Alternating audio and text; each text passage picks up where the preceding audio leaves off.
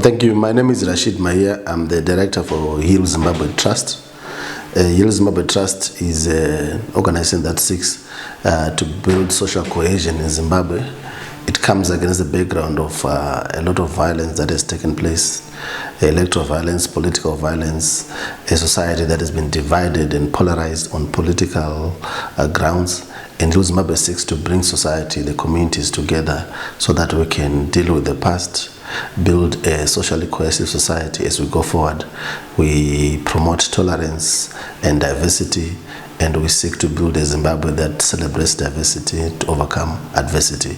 We want to build a Zimbabwe that celebrates the diversity of our people and does not promote polarization. Yes, the political environment in our country is, of course, informed by a number of factors. Firstly, it's informed by the legislative environment, the laws that have been put in place. We are operating against the background of a new democratic constitution that came into existence in 2013 that provides and gives a lot of liberties as provided for in the Bill of Rights.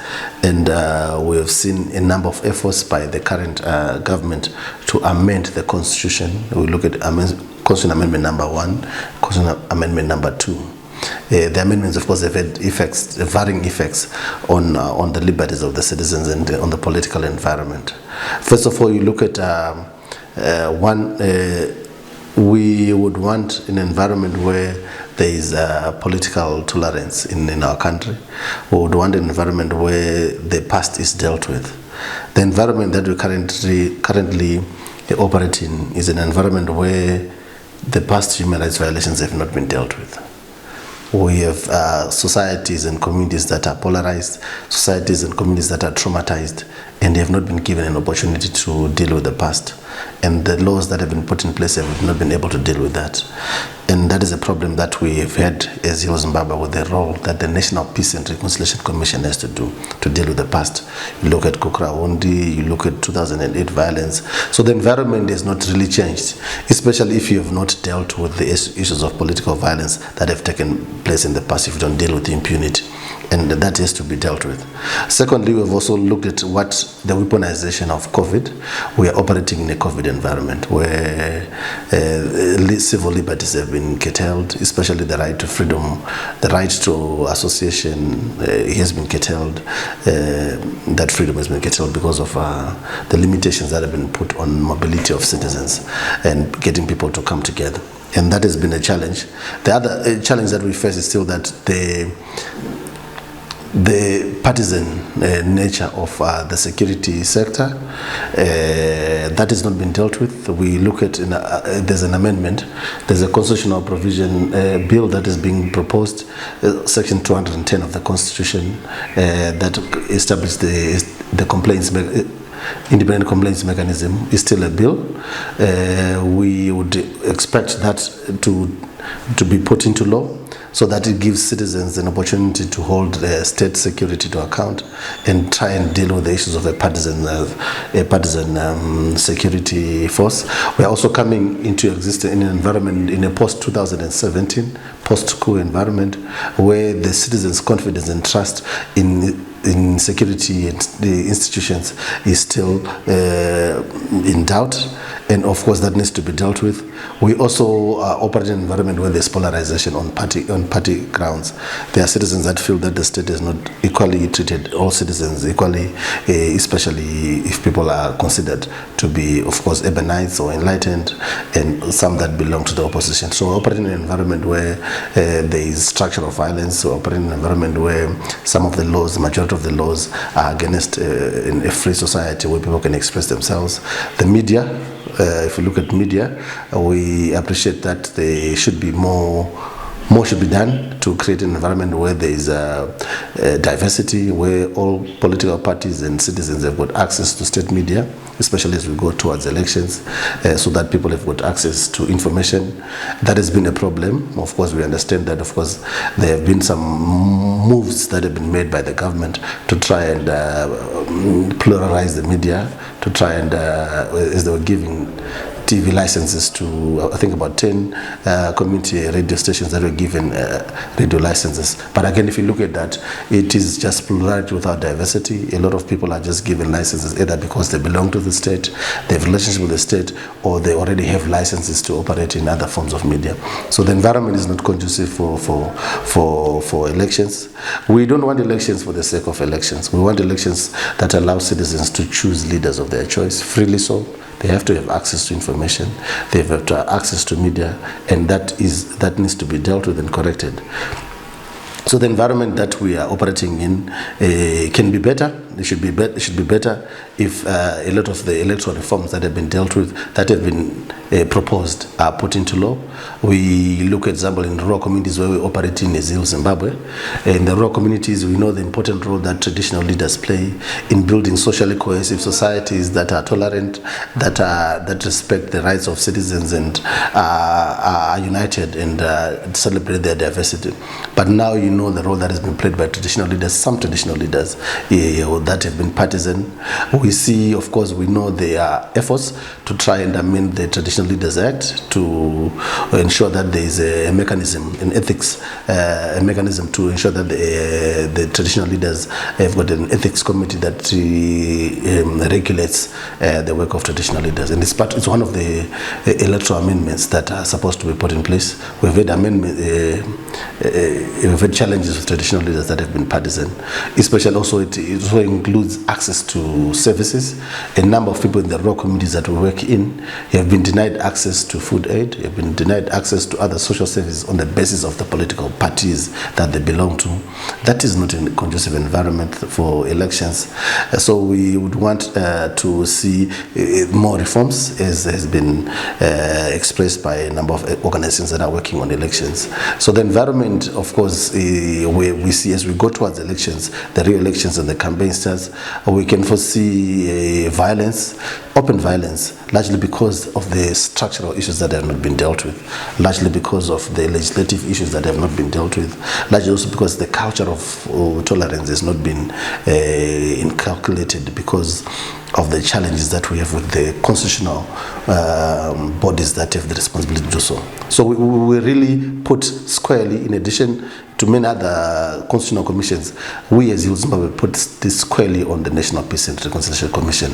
They have not done their job.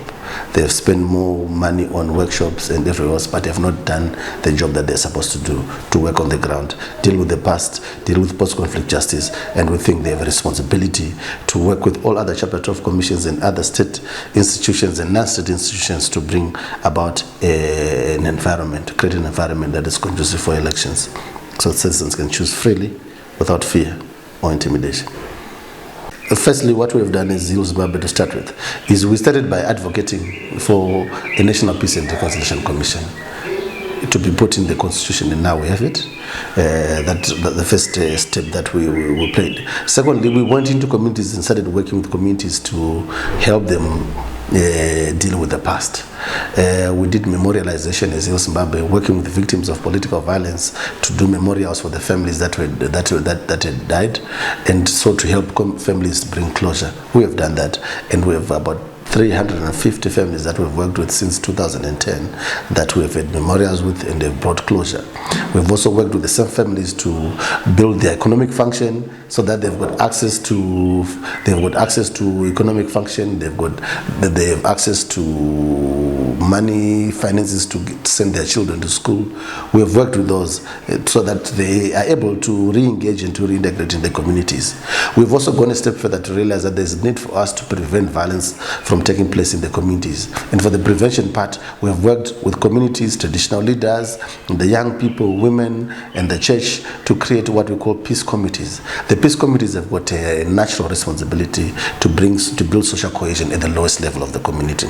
And these peace committees work towards preventing conflicts from taking place, dealing with conflicts that are already in place, and transforming conflicts that have already been dealt with. So we have worked towards building social cohesion at the lowest level of the community and building consciousness consciousness and raising awareness on the Constitution, because we talk about everything else as long as people know the laws and come together and build a sense of community. We're able to deal with that. We have also done a lot as Heal Zimbabwe in order to deal with issues of violence. We've raised awareness. Just yesterday, we were working with a group of young people in Epworth Peace Movement, working with them to build peace, to work with young people to make sure that they deal with underlying causes of conflict.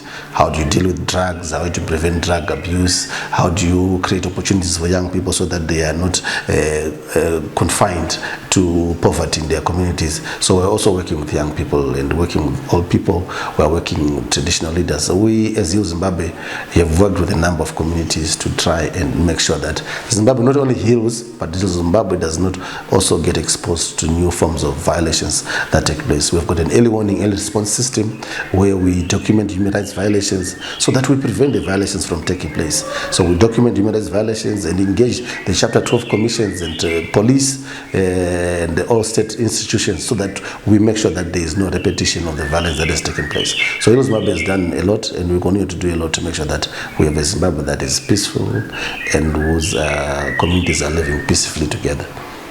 Thank you for that. I think the first problem that we have that has created this challenge is that because our politics is very toxic. Our politics is very violent, and women naturally do not participate in this kind of politics because it's violent. You have to be the most violent. It's a survival of the most violent in society. So obviously the women would not participate in this process. Secondly, we are a very patriarchal society. Okay, the society, we think men should rule. We think men should be in positions of authority, even regardless against the constitution that talks of gender parity. Okay, so we think that's another challenge, and a lot of work has been done by women's organizations to try and raise awareness. But I think the greatest challenge we have with these by-elections is that it seems like it's just a repetition of 2018 elections. The same people are going back, especially from the opposition, are going back into parliament. So it is just a reflection of what was there before. We, of course, have seen movements on the legislative agenda angle where we've seen Constitutional Amendment number 2, or re-establishing the women quota system for another 10 years. And of course, that's a positive, but of course it goes against the spirit of the Constitution, which talks of 50% gender parity. And unfortunately, it has had an adverse effect, because the fact that you provide this provision of the quota system is actually taken away women from competitive. Political parties are no longer allowing women or encouraging women to go into those positions that are competed, the way there's competition taking place. So I think I would propose that if we're going to have an effective 50% gender parity in our elections, it is important that we have entirely proportional representation in our elections throughout the spectrum, so that it is easier so that political parties are mandated to have that zebra system, right? So the moment you allow and leave the political environment the way it is, the social environment the way it is in this patriarchal society, you make slow progress. But if it is a proportional representation, you'll be assured that there will be 50% representation in Parliament, across, in the National Assembly, in the Senate, and in Council. So I propose that we need a proportional representation. And I think from a Heal Zimbabwe perspective, it is important. It takes away the toxicity in our elections. It takes away the winner-take-all mentality. It takes away the personal component in the elections. And people are less inclined to be violent, in my view, if you leave everything to the political party to choose, of course, and you take away the responsibility from the individual to resource the election. Also, you depolarize society, our politics, because if you look at the current winner-take-all, first past the ballot kind of representation, you realize that there's so much fighting, because even if you lose by one vote, you're out. So we want to depolarize. I think the proportional representation will be a solution to dealing with polarization. So it's a proposal that we seek to make, and we want to make as Heal Zimbabwe, to depolarize. But of course, we would want women representation in Parliament and every everywhere else. We have seen moves that have been done with the constitutional amendment, especially even in councils, in local councils. But we think more should be done, and we advocate for a 50% gender parity in participation in elections and decision making. Yes. Yeah. The toxicity, the masculinity, the violence in our elections, right, has discouraged women from participating. Young people have participated at the point where they're exploited by those that have resources as agents of violence. Okay, as agents of violence, because they have no resources to campaign for themselves. The political parties need to be encouraged and persuaded to see value in young people so that they participate in the elections and in other decision-making processes. And thirdly, I think the greatest challenge that we have is that the laws, even though we've got enough laws that warrant and guarantee participation of women and young people, there is no political will. There's no political will because we live in an ageist society. You know, old people that do not want to leave office, old people that think they should be ruling forever, that have a sense of entitlement to this country into many spaces, either in industry and civil society and everywhere else. So we need to create an environment where young people feel they can participate and are empowered to participate. But also, most importantly for the young people, they shouldn't wait for the old people to decide that they should participate in spaces. The young people, if you look at young people, they have got, if you look at the demographic, our population in Zimbabwe, they've got, I think they have the highest percentage of younger people in Zimbabwe because of the kind of demographics that we have. And we should see young people not persuading, not begging, but should make sure that because of make use of their numbers to make sure that they take places of leadership, because actually, after all, they are affected most by the economy than those that are not as young. They are affected most socially, politically, and they have a lot to do. It's young people that are affected by drugs. We have a generation that's lost, that's getting lost everywhere we are. You know, there's a new drug that's called what? There's whatever name is given to it. Young people are being lost to drugs, and that's why you see there's a prevalence of violence and an increase in crime. It is largely because of this lack of opportunities for young people, because the lack of opportunities, they are abused by the politically connected, they are abused by those that are resourced, and when that happens, they are only fodder and they are not put in positions of authority. But they should see the power of their numbers and the demographic that they have, and I can tell you they will have an opportunity. They should also need opportunities for them to register to vote. We're asking the government of Zimbabwe to make sure that young people, particularly those that are turning 18, you've got access to identity documents, the right to identity, they have a right to belong, to have an identity, isn't it? And they are being denied that because the state has not put in a lot of effort in ensuring that they've got this access to the identity documents. And of course, we can speak about other geographical areas like in Matabeleland, where people were affected by Gokura Wundi, where not only the young people, but a lot of people have no access to these documents. So the government has a lot of responsibility to make sure that young people have access to documents so that they're able to participate in elections and other democratic processes. Change doesn't just come without effort being made, without laws being changed, without raising awareness, without a lot of work, without dealing with the past. That comes to issues that we raised around. We need an independent complaints mechanism to be in place, the law that allows it to operationalize, so that when there are challenges that we have with state security, that we'll be able to have a place where we lodge our complaints, where young people lodge their complaints if there are violations by the security sector.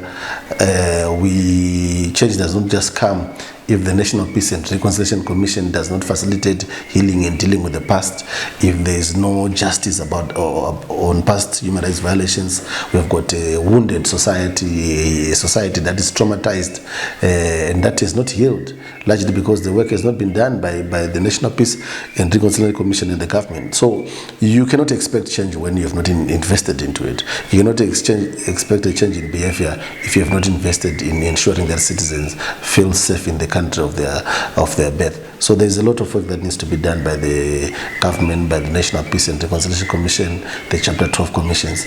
And so to expect the next elections to be non-violent is to expect a miracle And we are working towards the miracle. As a civil society, as Heal Zimbabwe, we are campaigning for peaceful participation in elections. We are holding concerts, we are engaging, we are raising awareness, getting young people to campaign for peaceful participation. So we are doing all we can as civil society. We have done so much, and we can only do as much.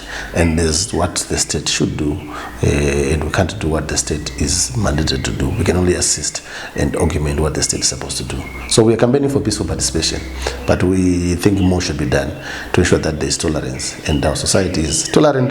The major challenge has always been the state, because in a society where you see fairness, where you have institutions that are seemingly biased, right? You need people to have confidence in institutions that have the responsibility to protect the citizens. You need people to have confidence in the judiciary.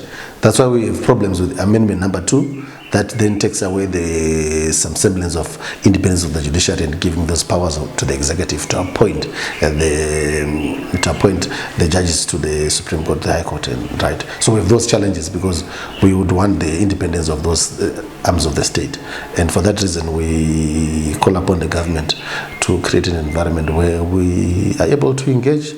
In spite of the various political or other backgrounds that are various to everyone else, we need to create an environment where everyone else is tolerant, and it is work that has to be done. A lot has been done by civil society. I can tell you there's a bill that was proposed by the Zimbabwe Electoral Commission, Zimbabwe Election Support Network, ZESNI, right? They've got a bill that they passed through Parliament, right? A citizens bill that we're proposing, and a lot of amendments to the Electoral Act and to the electoral laws, right? There was work that was also done by the Election Resource Center together with many other civil society organizations, bills that are before Parliament, that we pushed through Parliament. There is litigation that has taken place. Now as you speak, you remember there was litigation against Chief Fortune Jarambira for the statements that he made that showed that he was partisan in encouraging violence. And up to now, the judgment was made, but it has not been followed, it has not been implemented. So civil society has continued to do a lot. We as Heal Zimbabwe have continued to engage communities as we insist on a National Peace and Reconciliation Commission that's functional, as we insist on Chapter 12 commissions that are functional. We have brought in people that have been violated to go and report the Zimbabwe Human Rights Commission. There's been a lot of civic education that has taken place. Laws have been proposed, people have engaged Parliament, the portfolio committees have engaged the executive, have been engaged the political parties. A lot of work is being done, but there's no political will from the political party, particularly government, to have these electoral reforms. So we can continue to knock on the door of the state and of the government to make sure that these reforms take place, because we can't to have elections without those reforms is to just continuously do the same thing, make the same mistakes and expect changes, and that change won't come. And unfortunately, if that change doesn't come, because if that change doesn't come through elections, we've got a young generation of people that have not had access to education, no opportunities, have access to a lot of drugs, and disappointed. We are creating, and I put this on record, we are creating an environment where a Somalia, an environment there will be unrest in Zimbabwe in the next 10 years, because we've got a whole generation that has nothing to lose. They have nothing to lose, no opportunities, exposed to drugs, and they will be very risk averse. Some of us have some level of risk. We think we've gone to school, we have something to protect. They have nothing to protect. No property, no education, no future. So the government has to be put on notice, and I appreciate that. While it might be, they might enjoy for now in restricting people, they have a responsibility to make sure that Zimbabwe remains peaceful in the next 20 years, and the next 30 years. And to do that, they need these electoral reforms so that there's economic development. When there's economic development, young people have got access to opportunities, and then you diffuse a whole generation that sees no opportunities in Zimbabwe. And we have that responsibility, and the government has the responsibility to do that. My message is that we have a responsibility as citizens to participate in elections. We should determine who is in Parliament. We should determine who is in council. That is what a democracy is about. Is a government by the people, for the people, and with the people. And we are the people. We have a responsibility to make sure that we participate. We understand there's a lot of messages that are going across people that say, why should we participate? What does it change? It changes a lot. If we are in control as the citizens, if we realize the power of the citizen, the power of the people to hold the government to account, to provide oversight in parliament, if we understand and the responsibility of the citizens and the powers that are there in the people of Zimbabwe, we will participate. We will deal with issues of corruption, we'll deal with issues of abuse of office, we'll deal with many other issues. We'll change the laws that we want to change, we'll change the bylaws that we want to change. We hold politicians to account. Politicians across any divide have to be held to account. The government has to be held to account. It can only be held to account if we start a process of electing responsible citizens into positions of authority. And when they get in that positions, they should continuously to serve. They should continue to serve the citizens. So I encourage citizens, go and vote peacefully. We have a responsibility to protect this country, to defend it, to develop it. And when we develop it, we have a responsibility to make sure that we protect that development that has taken place. We protect it, defend it from politicians. Politicians have this propensity, this appetite to steal from the citizens. And we have a responsibility to hold them to account. So we should hold them to account. And all citizens, please participate in the elections. Whatever we do, let's participate peacefully and make sure that we encourage everyone to participate peacefully. We can bring the change that we want in our countries, in our communities. Thanks, Richard. All right, thanks. For these and other stories, visit our website www.26richard.com. Follow us on Twitter @263chat and like our Facebook page 263chat.